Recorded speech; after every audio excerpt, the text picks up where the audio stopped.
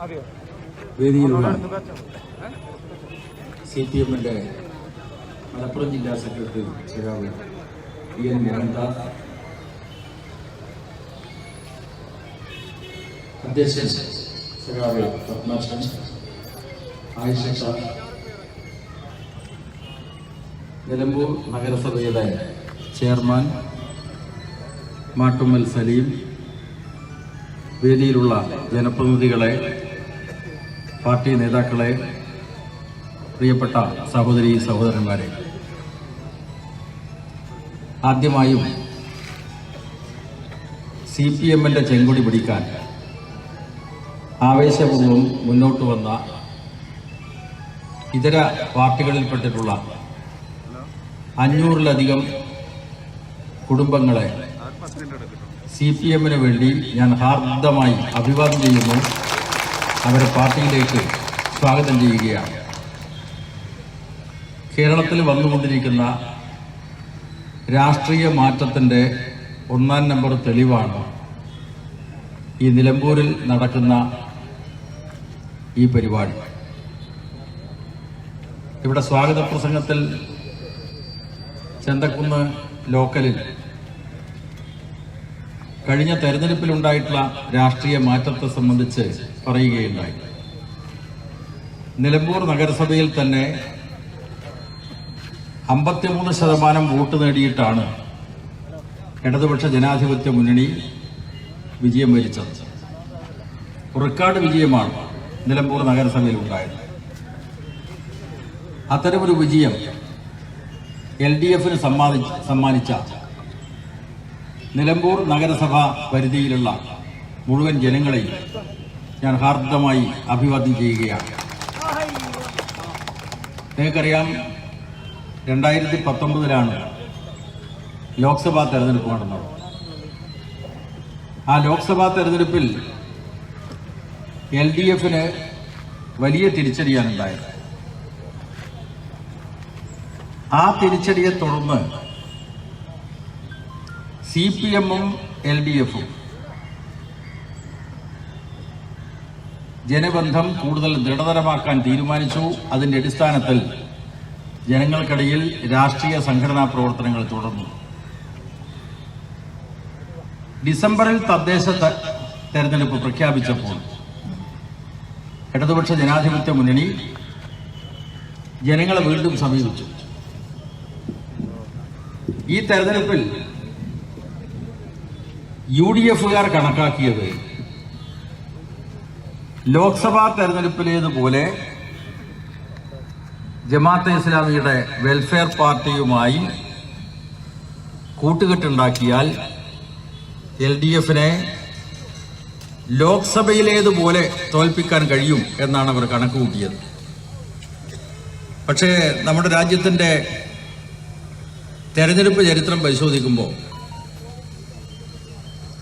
ഓരോ തെരഞ്ഞെടുപ്പ് ഫലവും ആ തെരഞ്ഞെടുപ്പ് നടക്കുന്ന മൂർത്തമായ രാഷ്ട്രീയ സാഹചര്യത്തിന്റെ ഉൽപ്പന്നമാണ്. ലോക്സഭാ തെരഞ്ഞെടുപ്പ് ദേശീയ അടിസ്ഥാനത്തിൽ നടത്തിയിട്ടുള്ള ഒരു തെരഞ്ഞെടുപ്പാണ്. ആ തെരഞ്ഞെടുപ്പിൽ UDF-കാർ ശ്രമിച്ചത് ഈ നരേന്ദ്രമോദിയുടെ നേതൃത്വത്തിലുള്ള 5 വർഷക്കാലത്തെ BJP ഭരണം പുറത്താക്കണമെങ്കിൽ അത് LDF-ന് രാജ്യത്തിന്റെ ഭരണം കിട്ടില്ല. അതുകൊണ്ട് BJP-യെ പുറത്താക്കാൻ കഴിയുന്ന പാർട്ടിയാണ് കോൺഗ്രസ്. അതുകൊണ്ട് എല്ലാവരും കൈപ്പത്തിക്ക് വോട്ട് ചെയ്യണം. ലീഗും ജമാഅത്തെ ഇസ്ലാമിയും സംഘടിതമായ ശ്രമം നടത്തി മുസ്ലിം ന്യൂനപക്ഷങ്ങളെ സ്വാധീനിച്ചു. ക്രിസ്ത്യൻ ന്യൂനപക്ഷങ്ങൾക്കിടയിൽ കോൺഗ്രസിൻ്റെതായിട്ടുള്ള പ്രത്യേക പ്രവർത്തനം നടത്തി. അവരെല്ലാം കേരളത്തിലെ മതന്യൂനപക്ഷങ്ങളോട് പറയുന്നത്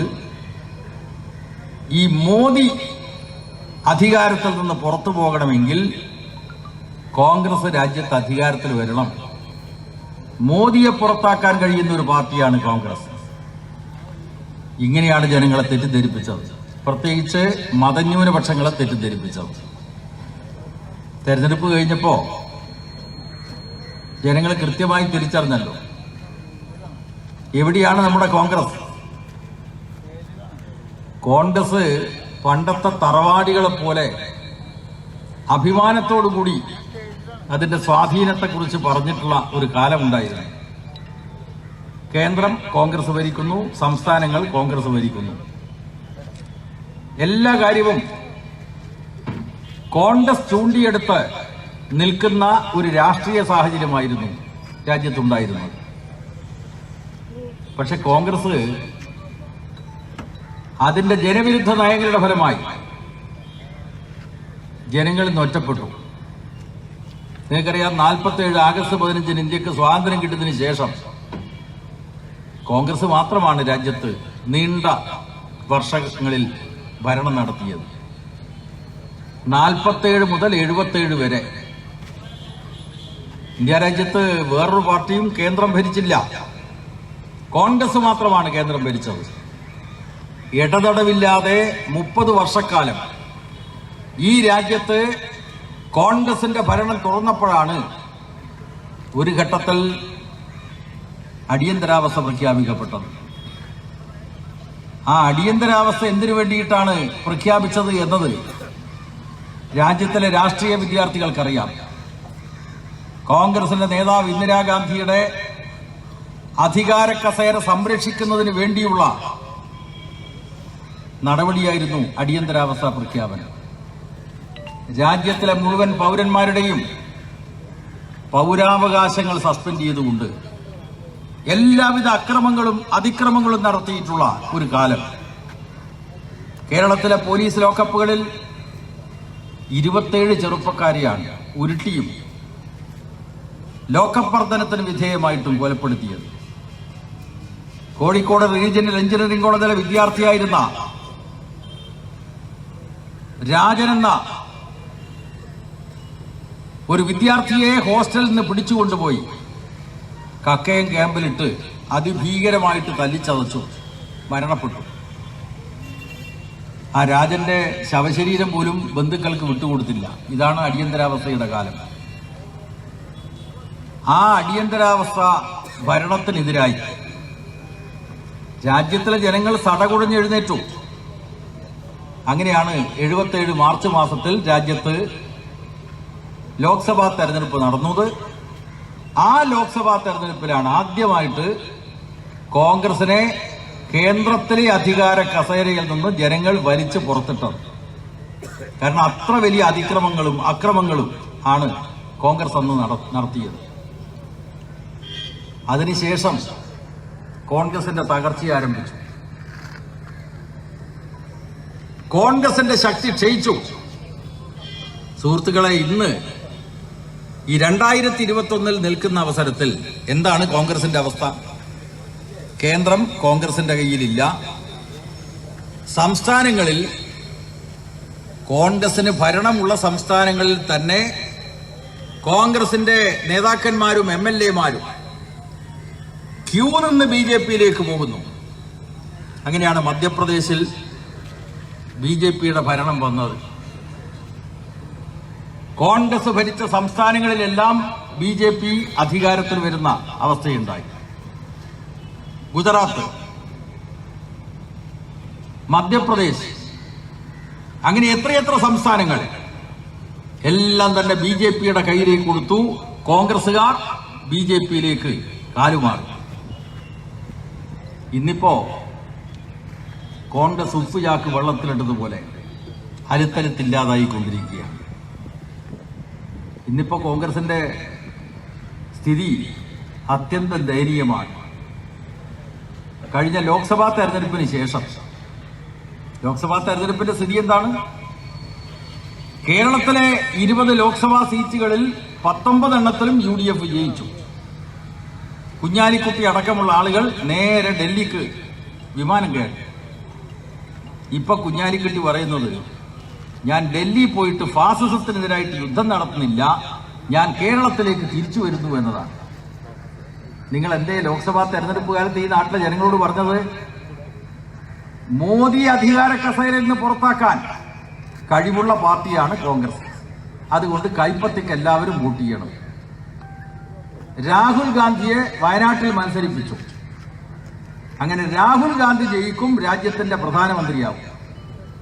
ആ പ്രധാനമന്ത്രിയുടെ നേതൃത്വത്തിലുള്ള മന്ത്രിസഭയിൽ കുഞ്ഞാലിക്കുട്ടി അടക്കം ക്യാബിനറ്റ് റാങ്കോടുകൂടിയുള്ള മന്ത്രിയായി കേരളത്തിലേക്ക് തിരിച്ചു വരും എന്നാണ് അവർ സ്വപ്നം കണ്ടത്. പക്ഷെ രാജ്യത്തിന്റെ യാഥാർത്ഥ്യം സ്വപ്നവുമായി പൊരുത്തപ്പെടുന്നതായിരുന്നില്ല. അത്രയേറെ ദുർബലമായിരിക്കുകയാണ് കോൺഗ്രസ്. എന്റെയൊക്കെ ചെറുപ്പകാലത്ത് ആയിഷത്തൊക്കെ നല്ലോണം അറിയാം. അക്കാലത്ത് കടകളിൽ പോയിട്ടൊക്കെ സാധനങ്ങൾ വാങ്ങുന്നതിന് ഉപയോഗിച്ച നാണയം അണയും മുക്കാലുമാണ്, അല്ലേ? അണയും മുക്കാലും. ഇപ്പോഴത്തെ പോലെ ഉറുപ്പിയല്ല, അണയും മുക്കാലും. ഇന്ന് അണയും മുക്കാലും നാട്ടുകാരെടുക്കുവോ? കച്ചവടക്കാരെടുക്കുവോ? എടുക്കാത്ത മുക്കാല് പോലെ രാജ്യത്തിലെ കോൺഗ്രസ് അധപ്പതിച്ചു കഴിഞ്ഞു. അതും പഴയ തറവാടികൾ പറയുന്നത് പോലെ ആ തറവാട്ട് മഹിമ പറയുകയല്ലാതെ ഇന്ന് കോൺഗ്രസിന് എവിടെയാ സ്വാധീനം? ദുർബലപ്പെട്ടുകൊണ്ടിരിക്കുകയാണ്. കേരളത്തിൽ കോൺഗ്രസ് നിൽക്കുന്നത് ലീഗിന്റെ ചുമലിലാണ്.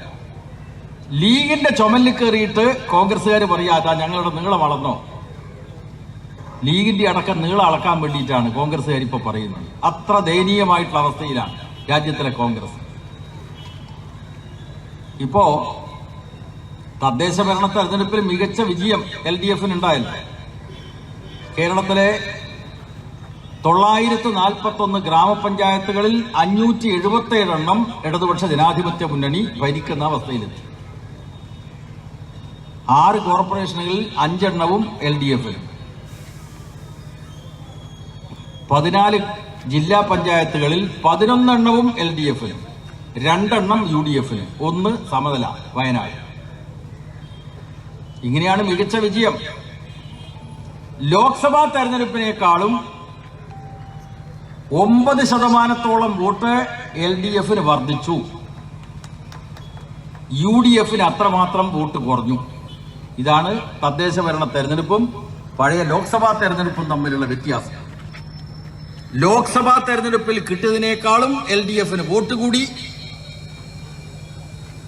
കേരളത്തിലെ നിയമസഭാ മണ്ഡലങ്ങളെ പരിശോധിച്ചാൽ 99 നിയമസഭാ മണ്ഡലങ്ങളിൽ ഇന്ന് LDF UDF-ന് പിന്നിലാക്കിക്കൊണ്ട് മുന്നിലാണ്. 41 എണ്ണത്തിലാണ് നമ്മുടെ UDF-കാർ.